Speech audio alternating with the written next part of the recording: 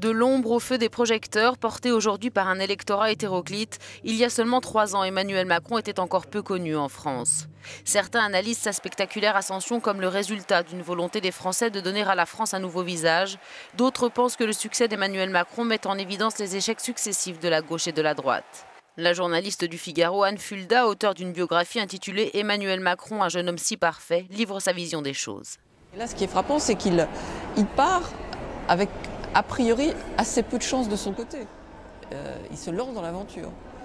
Certains trouvent qu'il y a un parallèle entre sa manière de faire et celle qu'avait un jeune Napoléon Bonaparte, comme ça, au sabre clair. En 2012, quand François Hollande accède au pouvoir, Emmanuel Macron quitte les bureaux feutrés de la banque Rothschild. 2 ans plus tard, il est nommé au poste de ministre de l'économie, de l'industrie et du numérique. Ce qu'on retient surtout de lui, c'est la loi qui porte son nom et qui a fait couler beaucoup d'encre, la loi Macron ou loi pour la croissance, l'activité et l'égalité des chances économiques. Un panel de réformes tous azimuts très largement critiqué pour son côté fourre-tout. En avril 2016, Emmanuel Macron lance un nouveau mouvement politique baptisé En Marche, un mouvement qui n'est ni à droite ni à gauche, dit-il alors. Depuis, il a amassé des soutiens issus de tous les courants politiques et du monde de l'entreprise. Emmanuel Macron, c'est le monsieur chic de la sphère politique, une allure moderne qui pourrait lui valoir une belle et large couverture médiatique, comme c'est déjà le cas concernant son mariage avec Brigitte, son ancien professeur de lettres de 24 ans, son aîné.